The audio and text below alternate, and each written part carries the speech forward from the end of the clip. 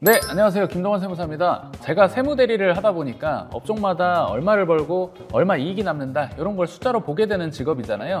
그래서 오늘 선정한 주제, 월 매출 1억 정도 나오는 고깃집 사장님은 월에 얼마 정도 벌까? 제가 큰 비용을 위주로 평균적인 부분을 말씀드릴 거고요. 프랜차이즈는 아니고 배달 없이 이제 홀에서 고기를 파는 우리가 자주 가는 흔한 고깃집 사장님입니다. 월 매출 1억 원에서 시작을 합니다. 우리가 고기를 팔려면 원재료부터 매입을 해야겠죠. 재료비가 통상적으로 음식점은 35%, 많게는 45%까지 왔다 갔다 합니다. 사장님이 그러시더라고요. 재료비를 낮추면 손님이 이제 떨어지기 시작해서 적정선은 지켜야 된다고. 그래서 재료비가 평균적으로 40%, 4천만 원 정도 나갑니다. 그 다음 가장 큰 게 뭐죠? 바로 인건비죠. 장사를 하려면 사람을 써야 됩니다. 고깃집은 요새 또 고기를 구워주잖아요. 즉 인건비가 많이 듭니다. 통상적으로 이제 인건비는 매출액의 20에서 25%가 평균적인 것 같아요. 이 업장은 인건비로 월에 평균 2,500만 원 정도 쓰고 있어요. 그래서 연에 3억 정도 인건비로 지출이 됩니다. 알바, 프리랜서, 4대 보험 직원 모두 혼재해 있고요. 그리고 이제 사람을 쓰게 되면 뭐가 따라붙죠? 네, 4대 보험이죠. 이 부분도 어마무시합니다.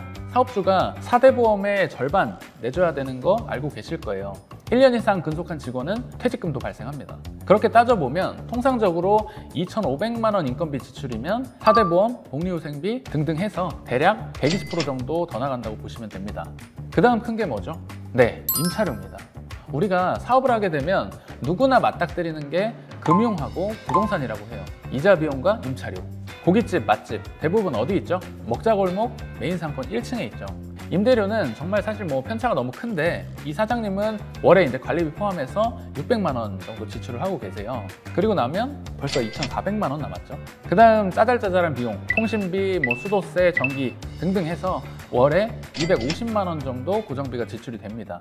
그리고 이제 마케팅 비용, 월에 광고비로 100만 원 정도는 꾸준하게 지출하고 계세요. 광고 안 하는 맛집도 되게 찾아보기 힘들잖아요. 그럼 이제 대략 2천만 원 남았죠. 작은 비용인 것 같지만 굉장히 짜증나는 거 우리 사장님들은 다 공감하실 거예요. 이 카드 수수료 무시 못합니다. 카드사가 2%씩 야금야금 가져가는데 월 매출 1억이면 월에 카드 수수료만 200입니다. 그런데 이제 이 세무대리를 하다 보면 비용 처리가 안 되어 있는 걸 자주 목격하게 되는데 꼭 사장님께서도 비용 처리가 되어 있는지 확인을 하시고요. 그러면 이제 1,800 남네요. 와, 1,800이면 뭐 할만하네. 할만한가요? 우리 지금 세금 얘기 하나도 안 했어요. 부가가치세, 종합소득세, 건강보험료 아무것도 계산 안 했잖아요.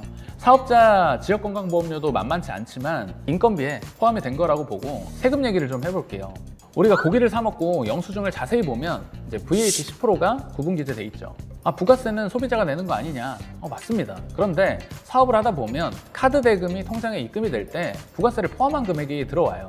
무슨 의미냐? 월 매출 1억이 입금되면 거기에 부가세 10%가 같이 들어오기 때문에 항상 이 부가세도 따로 떼어둬야 된다는 거예요. 6개월마다 부가세 신고를 해야 하는데 월 매출 1억이면 6개월 매출 얼마죠? 6억이잖아요. 부가세가 대략 얼마 정도 나오냐면 3천만 원에서 3,500만 원까지 나옵니다. 연으로 따지면 6천에서 7천만 원 정도 되죠. 그러면 우리가 월마다 500만 원 정도는 부가세 낼 돈으로 떼어둬야 된다는 얘기입니다. 우리가 연매출이 10억 원이 넘지 않으면 신용카드 발행세액 공제라고 해서 부가세 신고할 때마다 500만 원씩 공제를 해주는 게 있는데 연매출이 12억 원이 되니까 이마저도 적용이 안 됩니다. 그럼 부가세 떼고 나서 얼마 남았죠?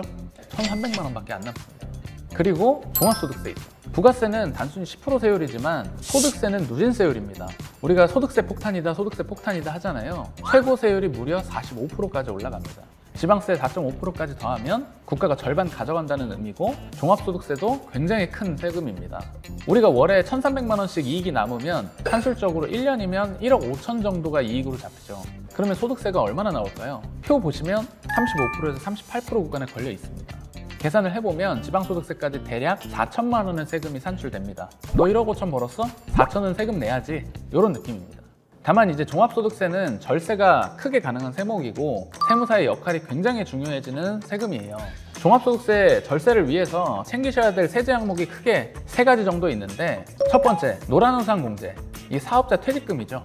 매년 한도까지 불입을 하셔서 소득공제를 받으시고요. 최소 100만 원은 절세가 됩니다. 두 번째, 요새 4대 보험 청년 직원을 고용하면 종합소득세에서 1인당 1,500만 원씩 차감해주는 제도가 있어요. 세금에서 1,500만 원이니까 청년 직원 연봉의 절반은 국가에서 내주는 꼴이 되는 거죠. 세 번째, 사업주가 창업 당시 만 34세 미만 청년이었다. 5년간 종합소득세에서 50% 100% 감면해줍니다. 요건이 까다로우니까 이 부분도 꼭 검토를 하셔서 해당이 되시면 적용을 받으시면 좋겠어요. 종합소득세에서 절세를 하지 못하면 우리는 월에 종소세를 낼 돈으로 또 200에서 300만 원은 떼어둬야 하는 건데, 그러면 남는 게 월에 1000만 원, 대략 10%입니다. 물론 소재지나 배달 유무 그리고 종목에 따라 편차는 있겠지만 제가 보니까 매출의 10에서 15% 정도 통상적으로 남는다, 이렇게 보시면 됩니다.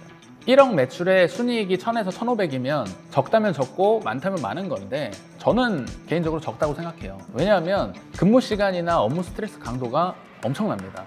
이 사장님도 하루 근무 시간이 거의 12시간 가까이 되고 일주일에 딱 하루 쉬거든요. 그래서 얼마나 바쁜지 전화하기도 사실 힘듭니다. 퇴근하면 또 메뉴 고민하지, 마케팅 고민하지, 365일 내내 사업장 생각만 하는 거예요. 적게 버는 거다라고 생각이 듭니다. 보시면 아시겠지만 재료비, 임대료, 고정관리비 못 줄이잖아요. 월 소득을 끌어올리는 비법이 세금이나 지원금에 있다는 거 아셔야 됩니다. 그래서 매출을 올리는 것 못지않게 세금이 적게 나가게끔 세금 관리하는 것도 굉장히 중요하다는 거 잊지 마시고, 궁금하신 점 있으시면 아래 댓글에 남겨주세요.